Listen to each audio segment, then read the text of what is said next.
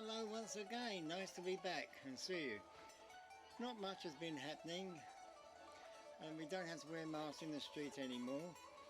And if you go into a supermarket you should double mask, and if you go into an ordinary shop you need to wear a mask or they won't let you in or serve you.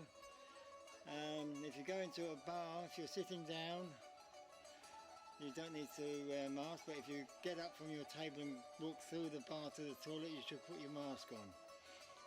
Bit daft, but there you go. Many restaurants and bars will ask to see proof if they don't know you of you having had your injections, your vaccinations. But that's one of those things. It's gradually clearing up, it's good. The weather here at the moment is a bit nippy, but that's normal this time of the year. Anyway, it's really nice to be back. I apologise if I slur a little bit. It's not that I've been drinking, it's only 9 o'clock in the morning. I had a little happening a few weeks ago, and afterwards my left leg and arm don't seem to function properly and I slur. But I haven't had a drink to make it worthwhile. Anyway, today we're going to make a dish called Lamb Kleftiko, which means stolen lamb. It's quite an interesting dish, and it's a very traditional country dish. It's slow cooked Greek lamb and potatoes wrapped in a paper parcel, and also the lamb is first marinated with garlic, lemon juice, onion and veg. Very nice, very tender, very juicy and very traditional. It's actually an interesting story. It is said that there's a class of people with donkeys years ago, pun there because in those days they only used donkeys, haha. Anyway, a class of people called Klefts, and that means thieves, and they used to steal lambs and goats and occasionally the odd pig for food, and then they would cook it, this dish, in holes in the earth and covered over so that the smell and the aroma of the cooking didn't need anyone to where they were hiding and get them caught. So it's quite interesting. Nowadays we do it in baking paper and make parcels up. If you can find a restaurant or taverna that makes it in-house instead of buying it in commercially, go there and try it. Anyway, try this recipe. It's really good. It's my first time of making it. I found it on a website called mygreekdish.com, and I showed it to my friendly yayas, grandmas, old ladies, of which there are a lot here. They're all very nice, and they think it's about as near as traditional as possible. They both said the same thing. It's not exactly what they would make, but it's near as damn it. So anyway, we're going to have a go at it. Don't worry, because the recipe will be printed at the end of the video, so don't worry, I will show you all the ingredients first. Not my usual videos nonsense. Hope to be doing a few videos this summer, and we'll see what goes on. Anyway, I'm going to now go and get warm, have a coffee and start cooking. I hope you'll try making this. We'll see how it turns out. If it's crap, I'll tell you, okay? I don't believe in these chefs that go along, not that I'm a chef, I'm just an old boy cooking, an old fart. But I can't stand when they taste the food and say to the television, oh, it's delicious, because sometimes I'm sure it's crap. Anyway, I'm sure this will be okay. It's quite a long recipe. Hang in there and enjoy making it. Make a day of it. Ideal for a dinner party with friends, company, and come dine with me, that sort of thing. So have a side dish made of Greek salad. Just tops it off nicely. Thanks for watching. Hope to see you again soon. Bye. Right. These are all your ingredients. I'll show you them again when I've prepped them. We've got about 1 kilo of lamb here. And then we've got 2 small red onions, a couple of peppers, preferably you should have red, green, yellow, orange, whatever you want. 2 or 3 peppers, and 4 cloves of garlic. On the garlic, slice 2 of them and leave 2 of them whole. Juice of half a lemon, tablespoon of oregano, half a cup of olive oil, and half a cup of white dry wine. I've mixed them together in 1 glass here. 200 grams of Parmesan cheese, 5 medium-sized potatoes. These will be peeled and quartered. I'm putting in a couple of carrots, that's because I like carrots. Half a tomato sliced, salt and pepper, freshly ground black pepper by the way.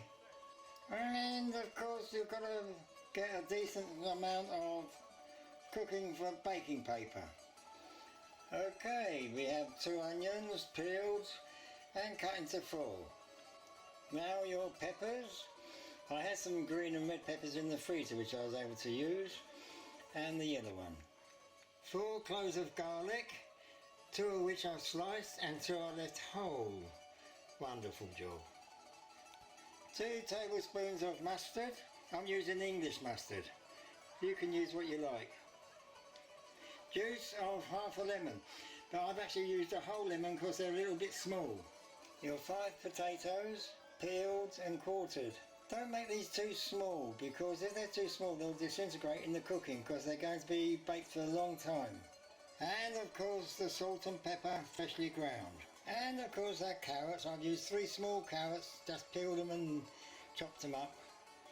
If you've got any courgettes, aubergines and that laying around in the fridge, you can put that in as well. It's wonderful for using up old food that you've been storing. And finally almost 200 grams of hard cheese. This is Parmesan cheese, but you can use Greek cheese, which is probably preferable. Any hard cheese, cubed, 1 centimetre. Half a tomato sliced. Now whilst I've put everything here into a bowl, ready for mixing together and marinating, the tomato, leave it till last, because you layer the packet with the tomatoes on top before you put it in the oven. Now you can see I've cut the meat into reasonable sized chunks.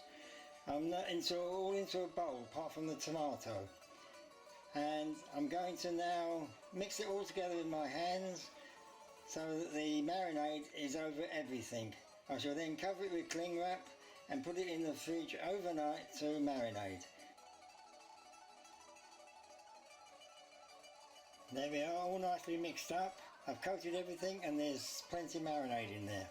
The tomatoes I'm going to cover with cling wrap because I'm not cooking them until tomorrow. This is going to be a big parcel, I don't know about what you think. Now, because I'm old and stupid, I made a mistake. So let me stress, when you put all your vegetables into the marinade, do not put the potatoes in or the cheese. You put those things in when you're about to make the packet and ready for cooking. Otherwise the potatoes go purple. Well, it's a beautiful shade of purple, but do I give a shit? Oh, do I give a toss? Is this the face of concern? No, because I'm sure it'll be okay. Anyway, I've made new potatoes.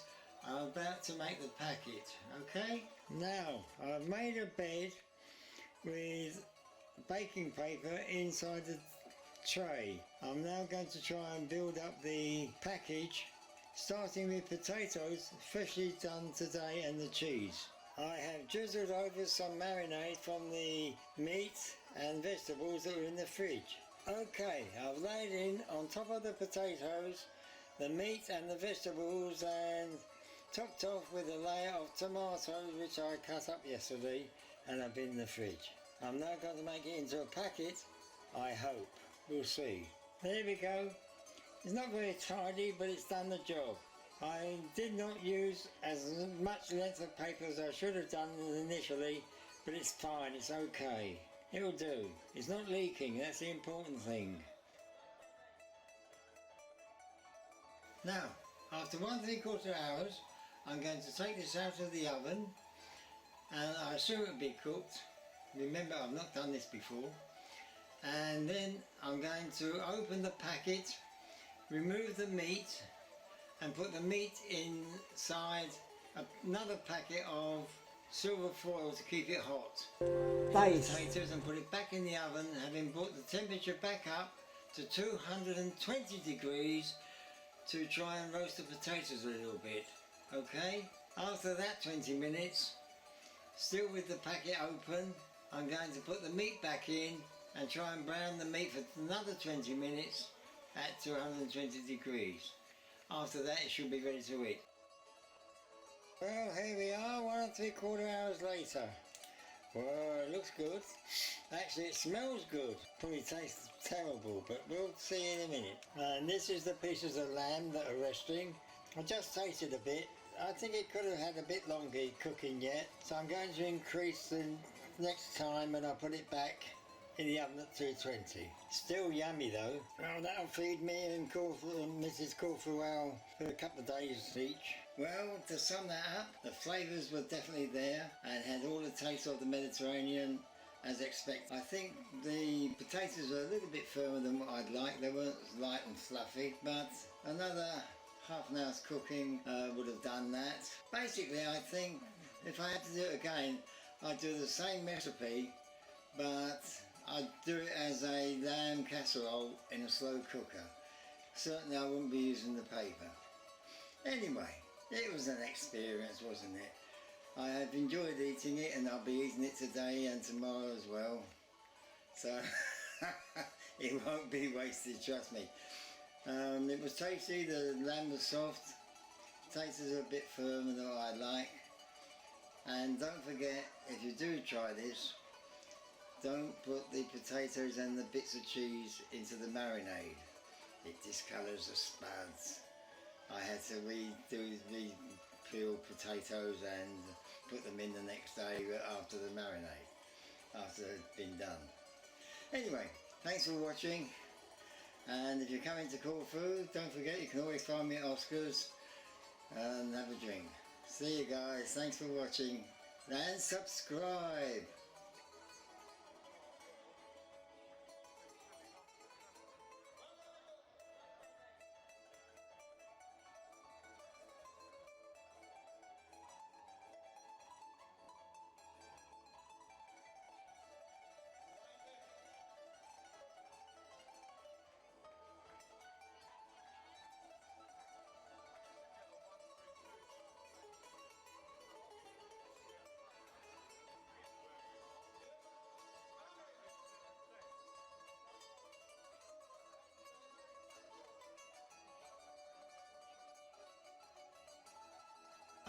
Cheers.